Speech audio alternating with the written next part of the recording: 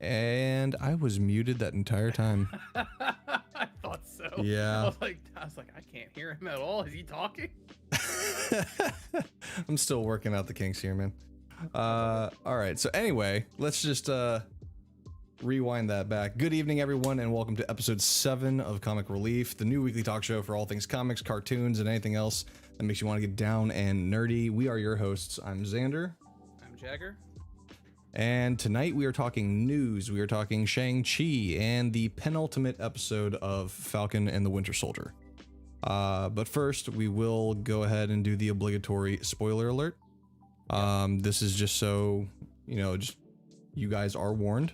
Also, I realize I need to fix that. It's okay. It's the first one on YouTube. Okay, there's new things. There's new things here. Yeah. We're gonna play around with some stuff, but first, the news. Jagger, would you like to take that? Yeah, absolutely. So first, big thing that I'm actually super excited for, Michael Keaton is confirmed to be reprising his role as Batman in the Flash solo film with Ezra Miller. They officially confirmed that today.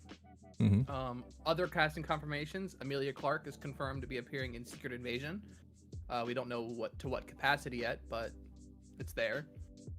And Loki and Falcon and the Winter Soldier have been revealed to be potential multiple season shows. So they're not going to be one-off shows like WandaVision was. So yeah, I'm thinking we're probably going to get some cliffhanger stuff, maybe some story continuation in this final episode this week. Yeah, and I think they said, like, they even gave like an actual quote on that one where it was like, oh yeah, we're definitely thinking that we could do multiple seasons of Loki and Falcon and the Winter Soldier, but yeah, they stated specifically that WandaVision is one of those things that you can only do it once. Right. That's one of those things where it's like we're doing this as like a special kickoff thing. This is kicking off Phase 4.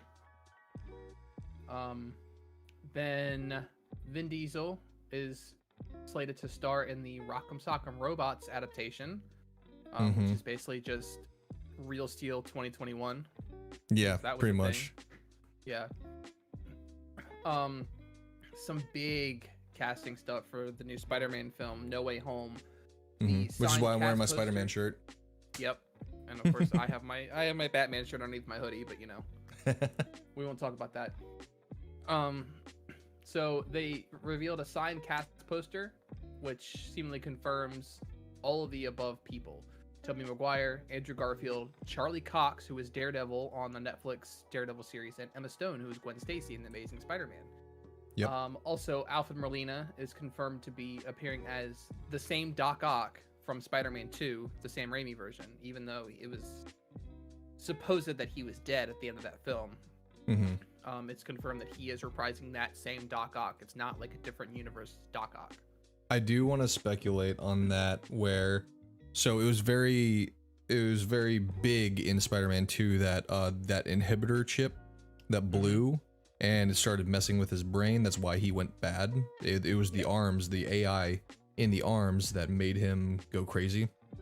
I feel like the arms were still kind of like, there, he like he was him? Like he was passed out or whatever, like he looked like he was dead and whatever, but the arms crawled him out and probably like resuscitated him or something. That'd be an interesting theory. That's what I'm speculating. That's what makes sense to me at this point in time. Sense. But other Marvel news, the twins Tommy and Billy from WandaVision have been seen filming a scene outside for the Multiverse of Madness film, which is about to enter post-production, or it's already in post-production by this point. So that's exciting. So it's true that the events of WandaVision are going to lead into the Multiverse of Madness, which would be cool. Also, big news came from Justice Con, which we got a lot of details from, like what would have happened with the Zack Snyder verse. Joe Manganiello confirmed that the original Deathstroke project was to include Talia al Ghul, which makes me even more sad that it got scrapped. Yeah. Because I would have loved to see that. Zack Snyder revealed the casting for Jon Stewart as Green Lantern. It was Wayne T. Carr, which I think is a phenomenal casting. Yeah. And he also confirmed that Ezra Miller's Flash has ADHD. Yeah, I thought that was kind of neat. Like, it's one of those things where it's like, okay, cool, a character has ADHD, but the fact that he purposely went out of his way to say, like, okay, yeah, this is a superhero, but he's just like you. He has, Yep. he has, you know, mental health issues. You know, like just like everyone else, they're still human. Yeah, it's nice to be able to see someone who's like basically faster than time, who can be so relatable. Yeah. What else? We have Christian Bale has been seen on the set of Thor: Love and Thunder. Yep. The shaved head. Yep. Those. I remember like seeing like the caption, and the caption, the way it was written, it did not seem like it was being sarcastic at all. Because it said Christian Bale looking pretty freaking good. I was like, Yeah. He looks sickly. He looks like a fresh shaven head. His head looks like a naked mole rat. Yeah, well, he can't look as bad as he did when he was in The Machinist. Yeah, that's true. That's very There true. can always be lower. Facts. We got the official trailer for Zack Snyder's Army of the Dead, which looks amazing, and I fully plan on checking that out. Mhm. Which is set to release on Netflix, I believe. And speaking of Netflix, The Witcher Season 2 will air this year, even though filming and post-production have just wrapped up. Yeah, that's pretty. That's a pretty fast turnaround on that one. No, there's not a Thor series coming, Billy. It's Thor: Love and Thunder. Yeah, It's the next Thor film. Yeah, it's the third Thor. No, fourth Thor movie. Yeah. It's supposed to pick up, I believe, after his time with the Guardians. Mm-hmm. Because I think Guardians 3 is supposed to come out before Love and Thunder, right? I think so, but don't quote me on it. Right. So it's supposed to kind of bridge that gap afterwards. Also, something that surprised both of us today, the first 7 minutes of Mortal Kombat was released online. Not a leak. Yeah. It was an official IGN release of the first 7 minutes, and it looks incredible. It was so good. I'm so ready for that movie. Go ahead. It's probably going to be one of those films that I watch multiple times this weekend. Probably, yeah. I was thinking about doing like a watch party for it on Friday night, but I'm going to be seeing the Demon Slayer movie on Friday night as well. Oh, okay. So for me, I was never actually really like huge into Mortal Kombat early on. Like I loved the original like 90s movie. But when it came to the games, I wasn't very knowledgeable about the lore. I just knew, I obviously knew that Scorpion and Sub-Zero were enemies. Yeah. But what I didn't realize, at least the way that this is going about it, is that Sub-Zero, Bi-Han, Sub-Zero is the bad guy. Yeah.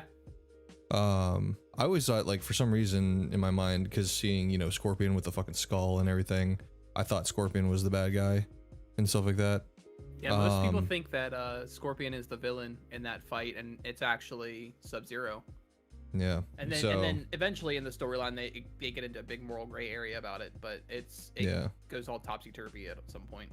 Yeah, because from what I remember, it was like, so Bi-Han's Sub-Zero was the first Sub-Zero, and he was the one who kind of started this whole shit with Scorpion, and then Bi-Han ends up dying,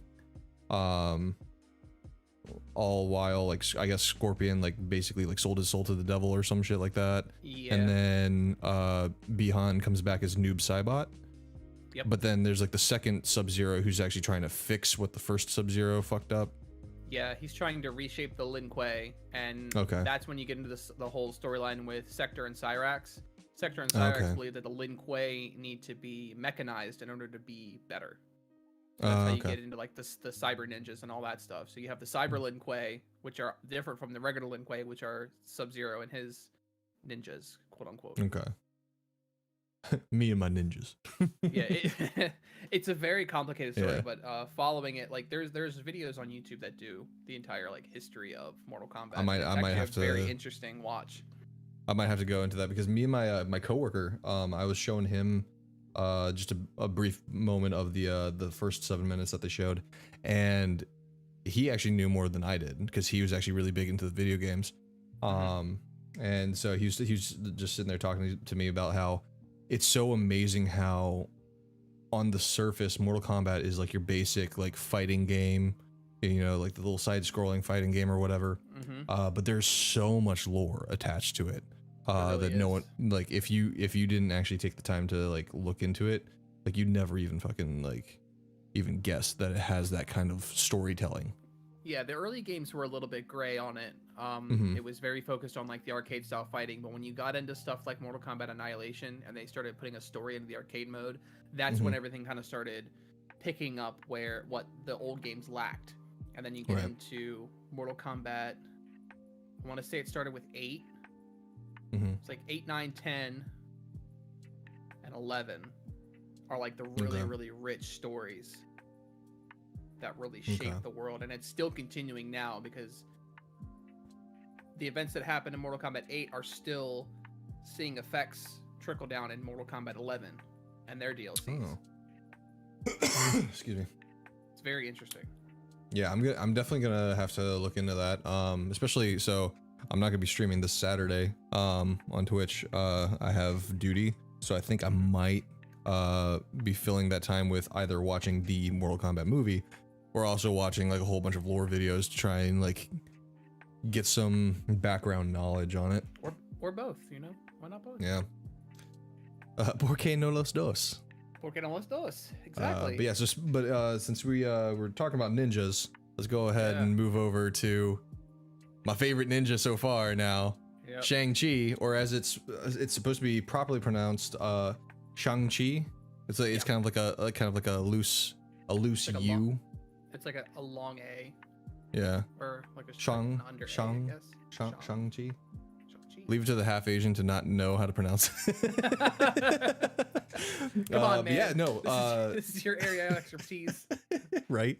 But no. So the Shang-Chi trailer dropped on what was it? Was it two? No. Sunday.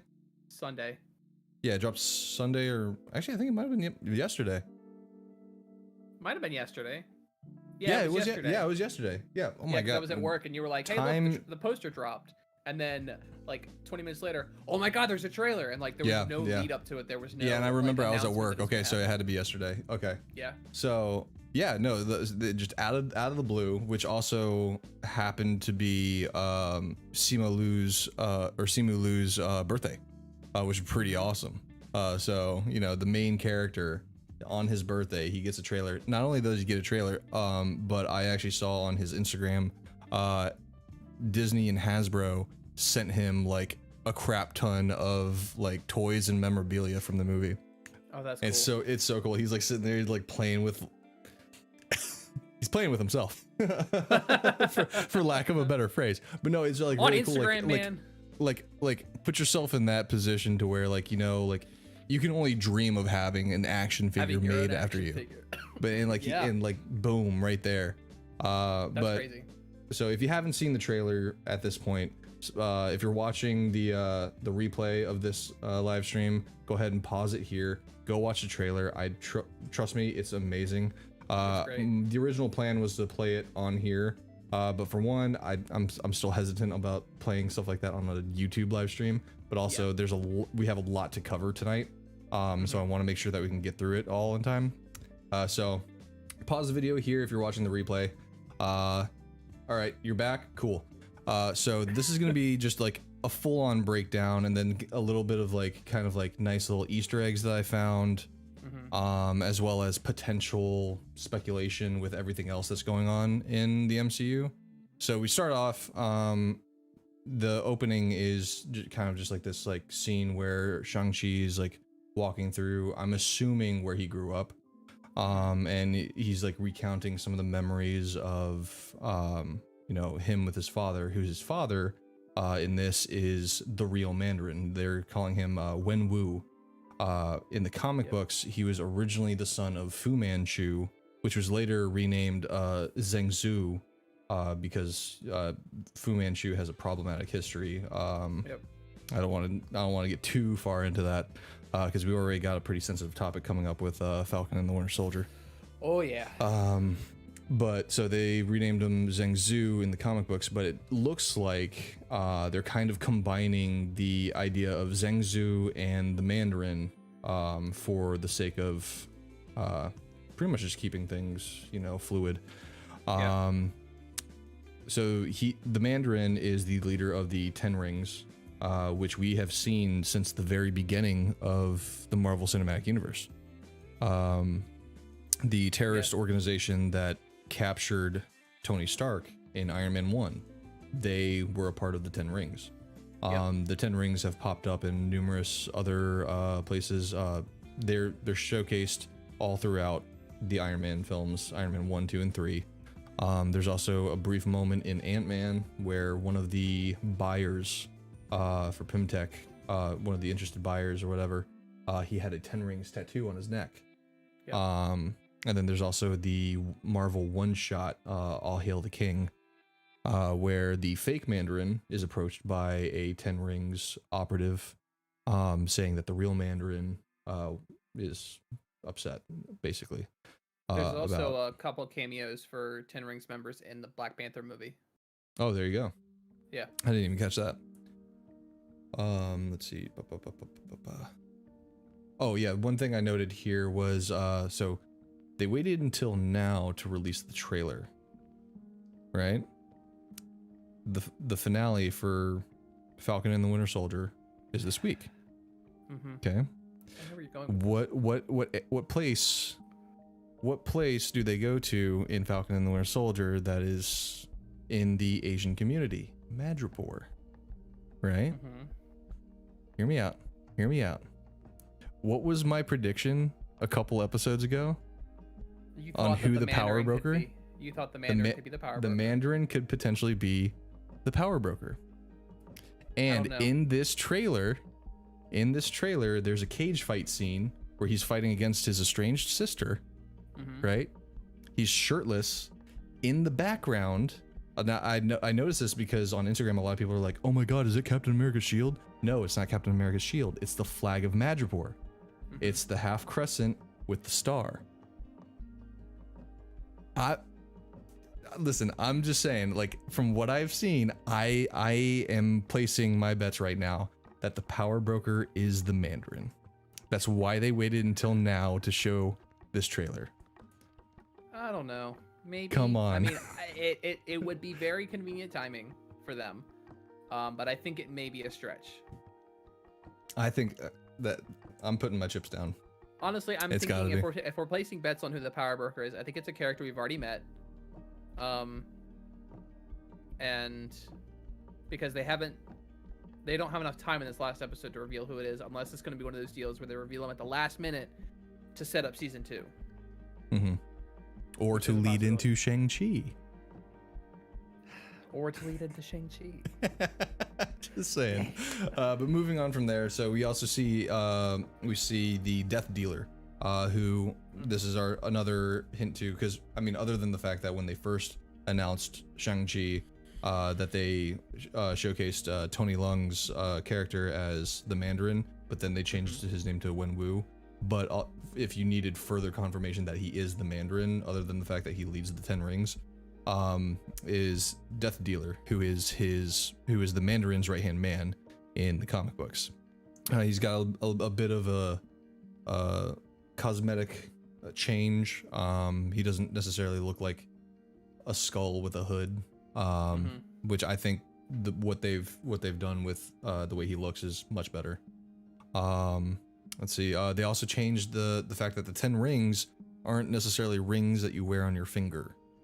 They are rings around the wrists, which are actually very, if you're familiar with martial arts, I believe the martial arts style Hung Gar, they use these weighted rings to strengthen your arms. So that was kind of, I feel like that's kind of like where they got the idea at first, to kind of weave it into martial arts. But also, if we're picking off from the source material, the Mandarin originally stole the rings from Fin Fang Foom, who is already confirmed to appear in this movie. Right. What if those rings are that size because they were originally on the claws of a fucking dragon. I mean, it makes perfect sense. Like, the fact Can't that fit- we're getting a fucking dragon. Yeah, it'd be cool. Let's see. Yeah, I mentioned the cage fight in Madripoor. We get Razor Fist. We see a good bit of Razor Fist in the trailer. Who he seems like he's gonna be kind of like just another like maybe like a high level Ten Rings operative. But I feel like he's gonna be more of a minor villain along with his sister.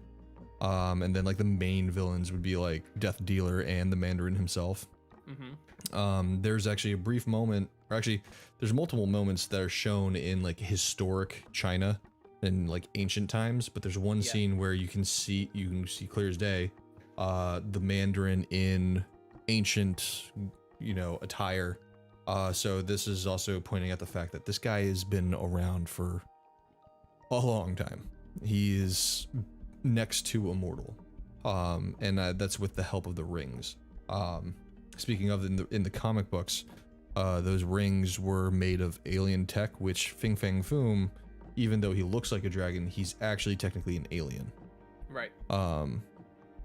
Basically his from what I remember, like his kind had landed on Earth like in ancient times, and then he was like chosen to be kept dormant as like a backup plan or something like that, and then like they kind of did their thing, but they failed and they're like left or some shit like that. I can't remember. It's been a while. Also in some of the historic scenes, we see the foo dogs, those giant, like, you know, like the if you've ever been to like Chinatown or even seen pictures of China, you see those giant like lions, the statues. We actually see like those actually existing and fighting, and it's so cool. And I'm hoping that they're like vicious but also sort of cute at the same time. because like based on what I saw and also like what you see in like the statue, like their like mane or whatever, it looks so fluffy, almost like a poodle. So yeah. I'm like these things gotta be like they will tear your face off, but at the same time, if you're good to them, they'll just kind of like roll over and be like, rub my belly. Right. That like I'm really excited to see that. But then I also noticed that there's like these like flying creatures during that fight scene in the trailer. So I don't know if those are like miniature dragons, like kind of like maybe like what I was talking about with Fing Fang Foom being an alien landing there in ancient times. What if like this is showing Fing Fang Foom and his kind like landing on Earth in ancient times, and they try to fight him off or whatever. Be interesting. It'd be very similar to the history lesson in Zack Snyder's Justice League. Yeah, I was getting a lot of those vibes from those scenes. And then lastly, I just want to say that I think that this trailer does a really good job of showing us enough to get us excited, but based on the way the fight scenes look and the choreography, they didn't give too much away. Right. Like, cause like you see like maybe like 2 or 3 jabs here and there, but they're like epic jabs, you know? And like my favorite part was on the bus. Hold on 1 second.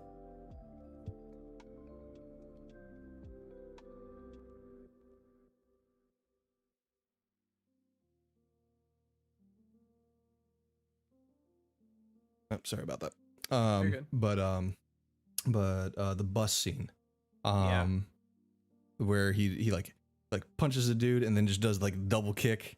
I'm just like, oh my god, this is gonna be a great fucking movie. See, and I like that the trailer gives us the feel. It's like it's not your typical Marvel movie. It's very much like this is a martial arts film in the Marvel universe.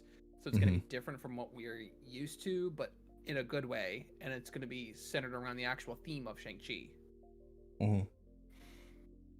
I just cannot wait for it. Especially since I recently learned that what's his name? I believe it's Bill Pope. He did the wire work on The Matrix. Oh. Yeah, he's actually involved in this. He did all the wire work for this movie, so that's going to be super exciting. Yeah. And that's September, correct? Yes, September.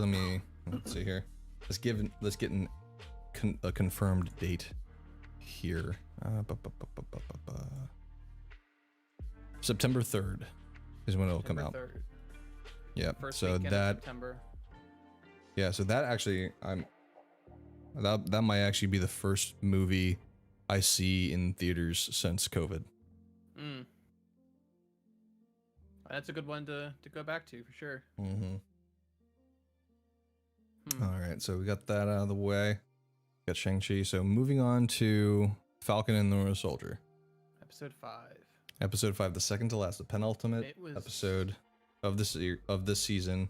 It was I will. Okay, I know I said this was the one and final warning, but if you've made it this far and you still haven't seen Falcon and the Winter Soldier, episode 5, this is your warning.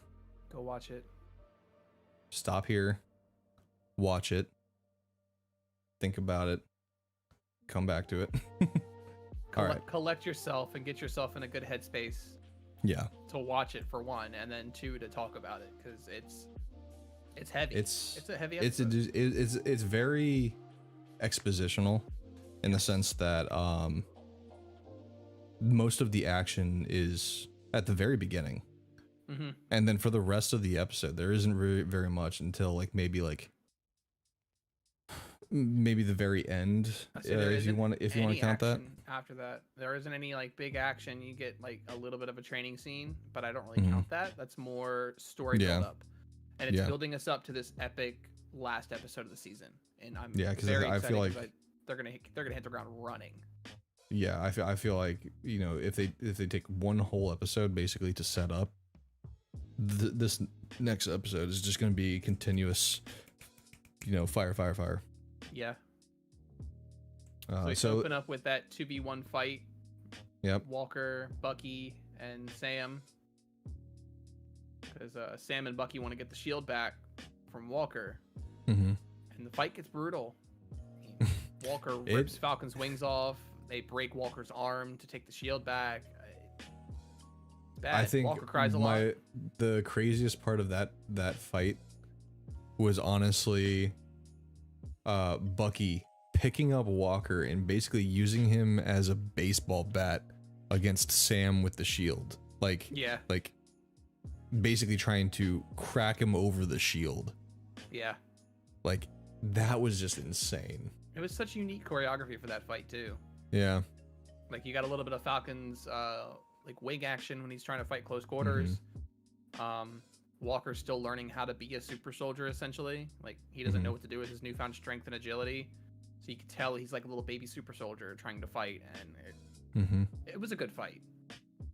One thing I liked was the kind of nod to Civil War, where when Falcon tries to grapple the shield and fly away with it, kind of reminded me of when Spider-Man webbed the shield and got it away from Captain America, like webbed his hands.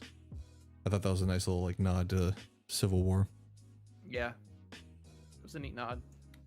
Yeah. So following the fight, we have a little back and forth with Torres, and Torres actually mentions to Bucky, which I didn't realize until I watched it again with Jackie. But I didn't realize Torres, he looks at Bucky, he's like, "Hey, I see you got your sleeve back." I was like, what the fuck did he talk? What was he talking about with that? So that was a callback to like, was it episode 1 or episode 2, where they're in the plane, and then Bucky just like rips his sleeve off right in front of Torres, and then jumps out of the plane. Yep. I thought it was kind of a funny callback to that episode. That is funny. I didn't even notice it myself. But now that you're saying it, I realize it. So they're basically, Torres is talking about how they've gotten benched because killing a foreign national in the public eye is a big no-no. Yeah. So they're benched because the government's taking over, and I guess it's just time to lay low. And Torres looks at the wings, and Sam says, "Keep the wings." Yep, told Torres to keep. We're gonna get Joaquin Torres as the next Falcon, and I'm so excited. Yep. So we were partially wrong from last week's prediction, because we thought that Bucky was going to end up being Cap, and Sam was going to be like an upgraded Falcon, but no, this episode confirms that Sam is going to be the next Captain America. Yeah, this goes fully into, like, if you had any doubts that Falcon is going to be the next Captain America, which I was definitely one of them. I thought we were going to get Bucky first and then Sam, kind of like following in line with the source material. Right. No, it's all Sam Wilson. It's Sam. It's without a doubt. And you find out more after, I think it's about like halfway where it was just like, okay, yeah, this is the setup. Yeah. Because it's just after. It's just after they fix the boat. Yeah, but before that, we actually have a lot of other stuff. So yeah, we'll get there. We're back in DC, and Walker is being stripped of his title of Captain America. Yep. The kicker, and this is what, like, as someone who's in active duty military, when I heard this, I was like, yo, you gotta be fucking kidding me. Cause like, I'm not a part of this train where it's like, oh, not my Captain America. But so John Walker is stripped of his title, retired without rank or benefits. And this is a guy who had like what, 2-3 medals of honor. Yeah, it was like 3 medals of honor, and he was high ranking. He was decorated, and they stripped him of all of it because of this incident. Yeah, so no doubt he feels betrayed by the U.S. government, because he sits there, he says, he's like, you know, I've lived my life by your mandates. You know, I've done everything that you've asked me to do. I've done everything that I was ordered to do. Basically, pinning the blame on the U.S. government, like, this is your fault. You made me. You built me. He even said, you built me. And you can tell that he's mad and upset and scared at the same time, because it's almost like he doesn't know who he is at this point without his rank or his title or him being Captain America. Like, he's centered his whole identity, his whole personality is, I am the perfect soldier. This is what I do. I follow orders. This is now, it's basically what Steve Rogers feared the most. He's a soldier without a war. He doesn't have a purpose anymore. He doesn't have the government backing him up. And I can speak to that from that Steve felt. I can speak to that from some personal experience with, like, my father, and also some other people that I've met in my time in active duty, where there are some people who, you know, right after high school, they go straight into the armed forces, and that going in that early, and that kind of sets the bar. Like, that's all you know. Especially a lot of the ones that they didn't work in high school. They just, you know, went to school, came home, blah, blah, blah, blah. And then as soon as they got out of high school, went straight to the armed forces. And then from boot camp on, that's all they know. That's the only way they know how to operate. I know quite a few people like that. Yeah. So it can really mess someone up when basically that is their world. Now it's crashing down. Yep. And you can very clearly see that portrayed by John Walker here. Because once he leaves that courtroom, they're basically saying, you're lucky you didn't get court-martialed, which means, like, he didn't get actual, like, charges brought up on him. But and in a way, now in no part does it match, you know, tit for tat, but it almost kind of mirrors some of the gripes that Isaiah Bradley has with the U.S. government. You know, because at the time, you know, he had also enlisted in the U.S. military at one point. He thought that he was fighting the good fight. He thought he was doing what the right thing to do, and then he was betrayed. Yeah. And so in a way, they're kind of showing that kind of the flip side. But so shortly after he leaves the courtroom, he is met by Julia Louis-Dreyfus, our big celebrity cameo. Yep, Contessa Valentina Allegra de Fontaine, or as we can call her in our heads, Val. Yes. So what do we call her? Do we call her Contessa? Do we call her Valentina? Or do we have to say the whole fucking name? I would probably just call her Contessa, more than likely. Yeah. But in the comics, she has a deep history. Like Mm-hmm. she's back and forth love affair with Nick Fury. She's a member of Shield. Um, she is she was the spearhead for developing the group Leviathan, which was Mm-hmm. designed to take down Hydra. So she becomes Madam Hydra to infiltrate Hydra, take him down as like a Russian sleeper agent. Mm-hmm. It's a crazy long story arc for her, and Mm-hmm. she's a very interesting character. And I'm kind of surprised they brought her in, considering they've toppled Hydra already. But Mm-hmm. that's kind of make me think like they're gonna start bringing Hydra back in a Which way. I would love to see. Yeah, Either that or AIM could take the place of the new Hydra. yeah, Uh, do that too. but what I really love about her character is, and especially Julia Louis-Dreyfus playing her, it's so perfect for this role because she's so eccentric, she's so Yep. flamboyant, which this series has not had a character like that at all yet. No. She almost gives off like the female Justin Hammer kind of vibes, where it's Yeah, just kinda. just like out there, cocky. You know what? I run the shit. Even though in Justin Hammer's case, he didn't run shit. He didn't run anything. But she's got that kind of like that attitude, which I really thought was like almost like a breath of fresh air. Even though this whole series is kind of a breath of fresh air because it's a little bit more grounded than everything Yeah. else. But just that in itself, I was just like, okay, this is pretty cool. But I'm very interested as to seeing where this goes, because she could very well. I know I still have my theory on who the power broker is, but you had mentioned that there's a possibility that they could be setting her up to be the power broker. Yeah. That was Well, one. especially with the whole line that she says to Walker, like Mhm. when the phone rings, you answer, Mm-hmm. and all of the interactions with the power broker up till now have been on the phone, either a phone call or a message or something. Mm-hmm. So I mean that's why I'm thinking she might be, but it could also be another character from left field. We have no idea. It could be anybody. Yeah. See, I feel at best she might be working for the power broker, considering, or I mean, either that or she might actually already be setting up Leviathan, or Right. setting up some sort of government agency, or working for some sort of government agency that already exists that we don't Yeah. know about. Considering where she says that you taking that serum has made you valuable to a lot of people. Yeah. So the only time I mean, this next episode will hopefully tell. Hopefully they don't leave too many loose ends for us to Yeah. drive over. Yeah, because like, you know, like something like if we have WandaVision to kind of set the bar, I would assume that it ties up most of the loose ends that we have currently, and then leaving like a cliffhanger for something that we're like, okay, so we'll find out during this, which is why I'm saying the Mandarin is the power broker. I'm never gonna hear the end of it if the Mandarin becomes the power broker.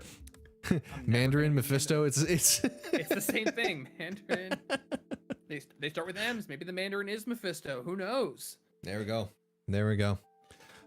So shortly after that, we are seeing in Sokovia with Zemo. Zemo is visiting the Sokovian Memorial. the memorial. Yeah. And Bucky shows up. They have a little exchange. Nothing too crazy there. Nothing. Nothing violent. Yeah, nothing violent. Nothing expositionary. It's more so kind of character building for the two of them, I felt. Which I mean, it just further. I don't know how to word this. Basically, I love Zemo. I love Daniel Bruhl. I love the character of Zemo. I want to see more of him. Because he is that type of villain where you can understand where he's coming from. You can understand his motive. And at the end of the day, is he really doing the wrong thing? Sometimes I don't really think so. He's very morally gray, and honestly, I think with the way they set this character up, it would be a shame if they ended his story right there. It leads me to think that they're gonna start after this show's over, they're gonna start announcing more titles in the future. Like you made a note, like okay, so as they're talking, kind of leading into this point, the Dora Milaje show up. Bucky has led the Dora Milaje to Zemo, and they say they're taking him to the Raft. The Raft is run by Secretary Ross, which would lead them to basically set up a Thunderbolts movie or series or arc in Falcon and the Winter Soldier, which would be interesting. Yep, I think that would be really cool because, obviously you said so. Secretary Ross is basically spearheading the Raft. He oversees the Raft.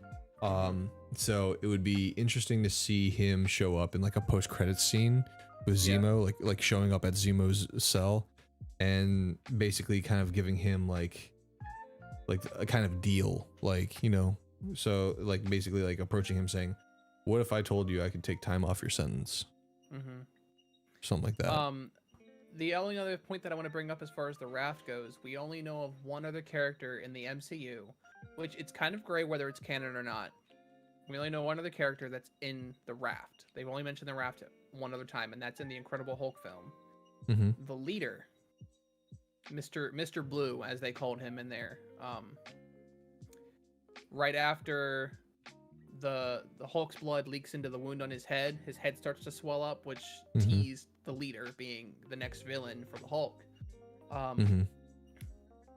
We know that him and the leftover remains of Abomination were taken to the Raft. It was a very throwaway line by Ross in the Incredible Hulk, says take him to the Raft, and no one thought anything of it until now that they're bringing up the Raft as an actual place, and it has a lot of characters in it from the comics. Yeah, it's basically like the Arkham Asylum for the MCU.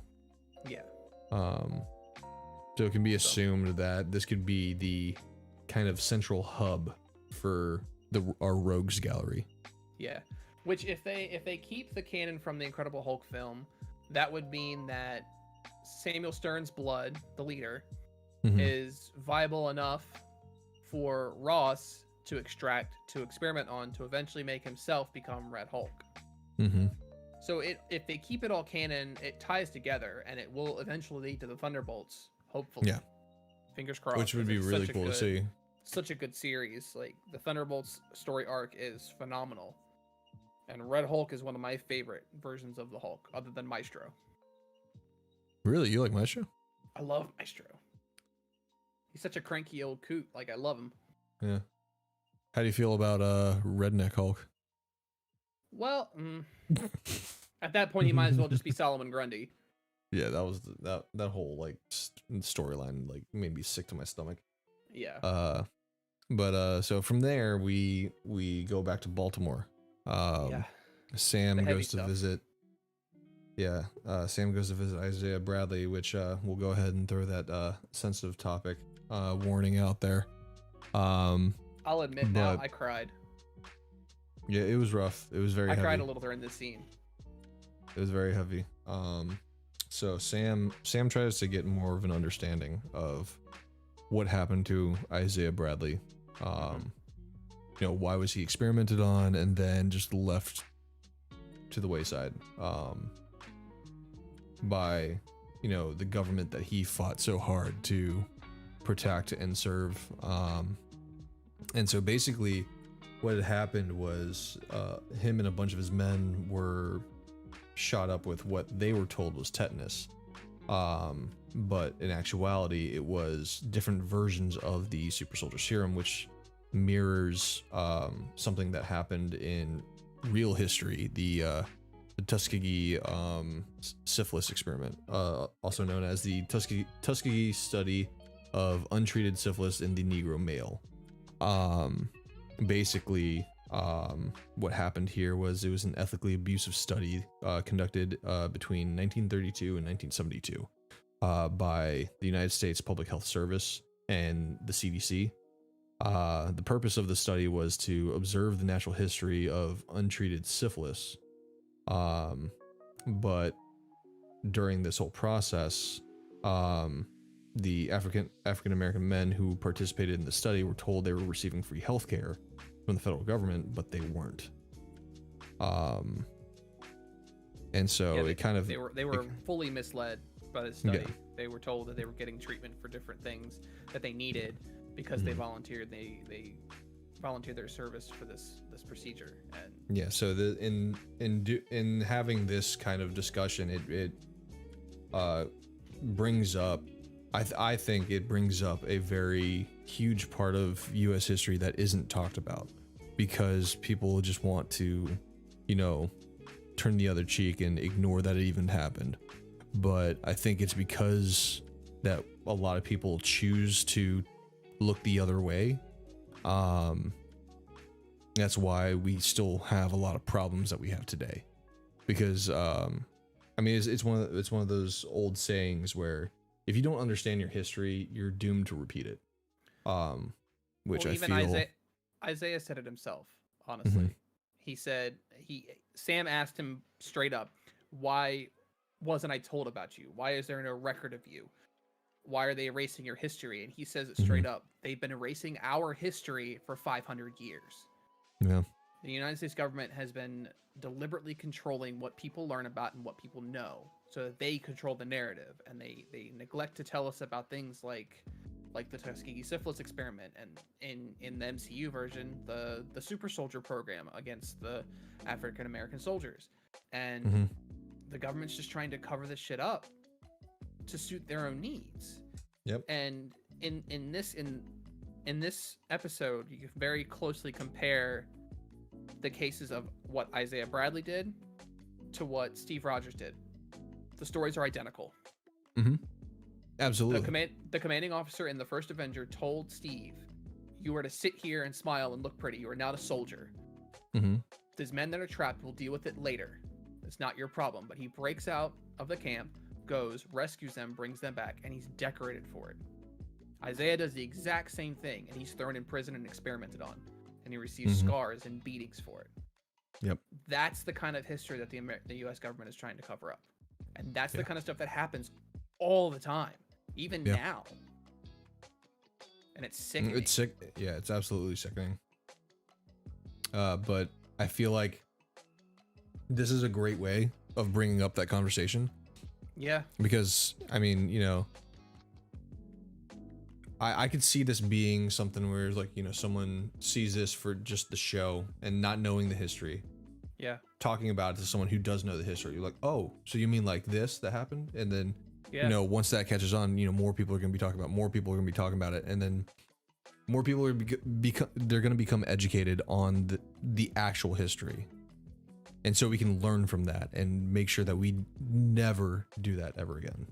And I just want to bring up something that I noticed this past week, because I was doing my research on this episode, and I watch and follow a lot of other creators that follow these topics. One in particular is a guy on TikTok. His name is Straw Hat Goofy. He's a very reliable source for unbiased reviews and first looks at different trailers. He's been covering Falcon and the Winter Soldier very heavily because he identifies with the issues at hand. And a lot of people are going into his comment sections and basically demeaning him and gaslighting him and telling him, like, no, this show's not about race. That's not what it's about. Just take the show for what it's worth. Stop making it about race. And it's like, the show is deliberately made about race. Absolutely. 110%. They blatantly said it in this episode. This is a race issue. To see what, the difference, again, comparing Isaiah Bradley to John Walker. John Walker killed a foreign national in a public square, documented on footage, committed murder, blood evidence on the shield, and all he was forced to do was retire without benefits and stripped of his title. Isaiah Bradley breaks out and goes and saves a bunch of people, and he's thrown in prison and beaten and experimented on. Yeah. If that's not a direct correlation to our justice system today and the shit that's happening to African Americans and Asians and everything, all the hate that's going on in America now, if you don't see that, you need to take a step back and look and really see what's going on. Yeah. Because it's right there in front of your faces and no one wants to see it. And there's so many people who are continuing to try and spread hate and talk bad about Black creators that are covering this topic, or Asian creators that are covering Mortal Kombat or Shang Chi. It's like people are still talking badly and demeaning them and throwing racial slurs in their comment section. And the thing is, so many people are quick to be like, oh, just get over it. It's not that bad. It's not that big of a deal. I'm sorry. When was the last time you had to deal with that? Right. A lot of these people, they've never had to put up with that ever in their life. They don't, and they don't have the capacity to put themselves in someone else's shoes. Right. And To I'll stop for a say second and myself- think that, you know what, this is fucked up. And I'll say 'Cause it's never myself, happened like, to I've never had to experience that myself. I mean, I've experienced other bias, being physically handicapped and whatnot, but it doesn't compare. But I've seen racial injustice happen to friends of mine, and be almost, I wouldn't say dragged into the situation, but including myself in the situation for speaking up for them. Someone calls them a racial slur in public, and I get mad, and I visibly do something about it. And then I'm all of a sudden lumped with a bunch of people, and it's strange how that happens. It's like, before, when I was staying silent, I was just that dude over there, but as soon as I stand up for something that I see as wrong, I'm immediately stepped on. Mm-hmm. And people who have never had to do that are the people that stay silent in those issues. And that's the problem. Too many people staying silent allows the shit to keep happening. Absolutely.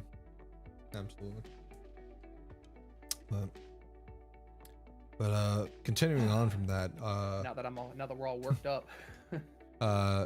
it is mentioned that, so, you know, during all that time that he was being subject to experimentation and abuse and torture, there was a nurse there that took pity on him, and faked some paperwork and got him out, basically declaring him dead, quote unquote, and helped him escape. I, for one, I want to know who that nurse is. Yeah, same. That's a very big, you know, plot device that needs, you know, a face and a name, at least. I agree. And that's the last thing that he says to Sam, and Sam's trying to convince him to kind of come forward and share his story, but Isaiah pleads to him, just leave me dead. Just don't dig it up. Don't put us through that again. Leave me dead and let it go. Yeah, he's over it. He's done. He's been through his shit. He doesn't want to deal with it again, and I honestly don't blame him. 30 years in prison for helping a group of guys that were your comrades, your brothers, like, yeah, that would make anybody not want to deal with anything again. Yeah. So after that, Sam goes back home to Louisiana, and finds out that his sister's not selling the boat after all. Yeah, she can't do it. Yeah, the regular old sibling back and forth. Like, oh, okay, so you're not selling it? Oh, why? Is it because I said it, or is it because you couldn't figure out how to make it work? But so Sam realizes that the community owes their family, because their parents did a whole lot for the community. So he calls up some favors, ends up getting the whole community together. The whole community is just like, hell yeah, you know what? You guys need help? You know, your mom and pop, they helped us out a ton back in the day. You know, this is the bare minimum I could do for you guys. Which is great to see. It's such a heartwarming thing to see, especially after we had that you know, just that heavy, you know, weight from Isaiah Bradley. Yeah. And it really goes to show kind of like the dynamic of what we deal with on a day-to-day basis in America, to where, you know, there are plenty of moments, like if you watch the news for 5 minutes, you have absolutely no hope for this country, because there's school shootings, there's racism rampant, there's riots, there's all of this police brutality. You know, you have all this bullshit going on, and you think, well, where's the hope? Here it is. You see Uncle Sam. I'm gonna keep that name. We have Uncle Sam coming in and rallying the troops, getting the community together, and I think this speaks out to him more than ever, especially after his conversation with Isaiah Bradley, to see that, you know, yes, things may be broken, things may be, you know, tough and hard, but all it takes is someone to fight the good fight and bring people together. Yep. And this And more it's- than solidifies him as the next Captain America. And it speaks so much to his character and like who he is as a Mhm. person.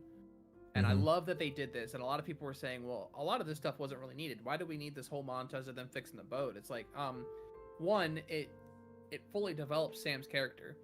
Mhm. It shows the change in personality with Bucky, because Bucky shows up with a gift from Wakanda because he asked Mhm. the Dora Milaje for a favor. Shows up with a gift from Wakanda, but stays to help Sam and his sister, who he has goo eyes for, fix this boat. And you see them working together and doing this, and you kind of get that buddy cop feel again. Mhm. Like it was present in the beginning of the show, and it kind of faded off a little bit with Zemo, and it was kind of just like this band of characters. It was fully present again when they were fixing the boat together, and you can see the changes that Bucky, although very subtly, has gone through in this show. Mhm. And I liked it a lot. It was such a good like way to kind of ramp the story a little bit. Yeah. I see. Red says, "What do you two think that is in the case?" Oh, hands down, it's a pair of vibranium wings and a nice red, white, and blue Falcon suit. Yep. It's either that or it's. Ooh, what if okay, it's just so- like the classic red and white? So I'm thinking it's a couple different things. I think it's Sam's new wing pack, which is retractable, like fully retractable, so it could fit in that case with red, white, and blue wings, the suit, and possibly an upgraded shield. Because there was talk about if they were going to go with the comic book route where Shuri designs a new shield out of vibranium that's more aerodynamic and it fits with his wings. Black Panther suit? Not only is he Captain America, but Black to get out of here. No. No. No, Red. No. What if it's like I don't know if you've seen the cartoon movie like the kids of the Avengers or whatever. Like the son of Captain America, he had like a holographic shield type deal. Like a hologram shield, but it was but it would actually block things. What if it was like something like that? Like kind of like, cause like, you know how they had like that, their communicators that they used, it had like that sand or whatever that would like pop up and show the image of the person talking to them. Yeah. What if it was like what if it was something kind of like that, but then it like popped out into a shield and like solidified? I don't think they'd go that complex for this. I think it's gonna be the suit with the wing pack and possibly a new shield. In the box. Sam's kid's not in the box, Red. No. What's in the box? Not 7. This is not 7. David Fincher did not direct this episode. I mean, Gwyneth Paltrow is in this universe. Pepper Potts is in the box. Pepper's head. Oh my god. But yeah, I think it's the new shield with the wing pack and possibly an upgraded shield, because then that would actually kind of relieve things with the old shield. Leaving it open to a storyline where Sam is no longer Captain America and Bucky takes the original shield. Okay. So that could be interesting as well. That is interesting. I like that. I like that idea. But because I do like I do like the idea of Bucky wielding the shield at some point. Yes. And speaking of Sam's new suit, after the boat's fixed, we get this nice training montage of Sam training with the shield. That literally just made me want to do push-ups watching it. Really did. It really did. It made me want to kind of run a little bit. Like it made me want to work out. We get the nice working out scenes where he's training with the shield. He's doing flips. He's trying to. And I like that they kept it so that he was failing at first. Oh yeah, he was messing up. He was missing, and he kept dropping the shield or kept hitting him in the face. One nice subtle detail I noticed, and somebody else pointed this out to me, and I rewatched it, and it's true. Every time you see Sam running, there's always a space on his left. He only runs on the right side of the trail. Wow. Yeah. It's subtle, but it's there. I don't know if it was intentional. It could have been, but I love these subtle, I love these little details and stuff like that. It's almost like it's like on par with like in the Mandalorian, that scene where he has to have his helmet off Pedro Pascal actually like turns his whole head and his whole body because he's so used to having to wear that helmet the entire time. Yeah. And I thought that was a really nice detail Yep. in that. So like little things like that really speak to the character. I love that. Let's see. Apart from the scene right before that. Yeah. That kind of struck me as odd, where they show Bucky and Sam just kind of playing catch with the shield. Well, see, so it wasn't necessarily effortlessly. It was effortlessly for Bucky, I noticed, because you could see. I mean, obviously he has the super soldier serum, so that kind of helps with his strength. But for Sam, if you rewatch it, you can see there's a slight like recoil when he catches it each time. Yeah. And I feel like it's also. In those scenes, if you look at Sam, anytime that shield is thrown, he's watching it a lot more carefully than Bucky is. Bucky can just like catch it like it's a goddamn frisbee. Yeah. But with Sam, he's a little bit more alert to it. But this whole training scene, it shows Sam's decision that he is going to become the next Captain America. He's finally made up his mind. Like, this is what he needs to do. He's doing it for him. He's doing it for his family. He's doing it for Steve. And he's doing it for Isaiah. And you see that in his. You see that in that training scene. You see the determination in his face. Like, it's him running, and then he runs past the kids, and he's thinking about Steve and Isaiah, and he's doing all this stuff because he finally knows what he needs to do, and he finally has the shield back. And a lot of this show so far has been Sam trying to find himself, trying to understand what his duties as Captain America are supposed to be. And now he knows, having seen John Walker and what he does and what he did, he knows what he doesn't want to be. Right. And I'll say this, Red. I think Sam knowingly, like, he obviously does not want to take the serum. He's said it before. And he probably never will take any form of a super soldier serum. I think that speaks volumes to his character. Yes. Because I think it's going to be one of those things like on level of Shang Chi, where Shang Chi, he is trained he's basically trained to, peak human ability. And even for him, it's more like kind of like with, unlocking chakras and stuff like that. So even surpassing that even a little bit. Any discussion about the power broker yet? Yes. Speaking of Shang-Chi, I believe that the power broker is the Mandarin. I'm leaving. I'm done. Why else release the trailer the same week as the finale of Falcon and the Winter Soldier? I don't know. Just saying. I feel like it's just coincidence. No, I think it's the Mandarin. Anyway, that and the fact that in the trailer, like I mentioned before, in the trailer they're in Madripoor. Oh, yeah. Okay. All right, Mephisto. I see you. I'm just saying. Anyway, next we see Sharon Carter is on the phone with Batroc, which you don't really know he's Batroc unless you watch it with subtitles. Yes, which they never having a child, his name. I definitely watch with subtitles. Yeah, so I was watching with subtitles and I was looking at the words and I'm like, you wouldn't even know that that's Batroc unless you were watching with subtitles. So that was interesting. So Sharon is setting something up with him, and he then shows up in New York with weapons for the Flag Smashers, and the Flag Smashers are setting up their big grand finale in DC. No, New York. They're in New York. Yeah. And it shows that they have all these like sleeper agents and things, basically all within this conference room where they're voting to pass the Patch Act, correct? Yep, the Patch Act. Yeah.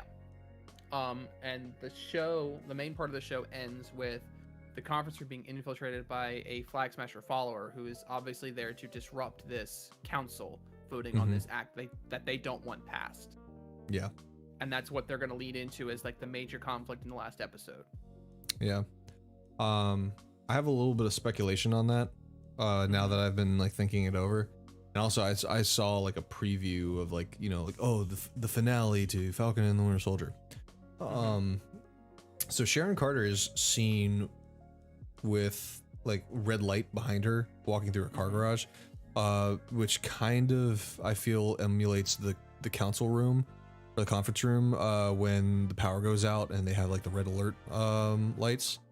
So I think in some way she's orchestrating Batroc's inclusion in on this so that she can come in and kind of help out. So she has like insider knowledge so that she can get in the good graces of the US government again and then redeem herself, kind of like as like a backup plan to, you know, Sam not being able to make a few phone calls and have her pardoned. And then her coming in to help out then leads to her being pardoned. Be interesting. That's one theory. That's one theory. Another is that she is just full-fledged bad girl, working for the power broker, and or possibly just the power broker herself. I hate that theory. I hate it it's too. too But obvious. It's a possible theory for sure. Yeah. But I think it's too on the nose. Yeah. But I won't discredit they wouldn't it. do that. I won't discredit it yet. I'll go ahead and discredit it. Let's see real quick. What about that scene with Zemo talking to Sam about the serum, asking if he would take it? I read into that as Zemo testing whether Sam was worthy or not. Yeah, I felt that way too. I don't think there's any serum left though. I think that's inaccurate. No, there's definitely no serum left, but I think that also goes back to Val's comment about Walker being very important to a lot of people, because with Isaiah Bradley, it basically alluded to the fact that, because since he was experimented on, it alludes to the fact that it can be extracted from their blood. Right. So that's where I believe Val is working for the power broker. Yep.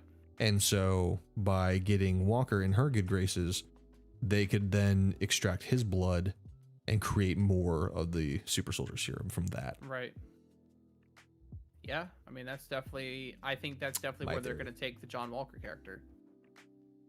Yeah, and it's strange to me in the sense where, so I mentioned that he feels very betrayed by the US government by, you know, stripping him of not only of the title of Captain America, but also being retired without rank or benefits. It makes me feel like he wouldn't necessarily take the moniker US agent at this point.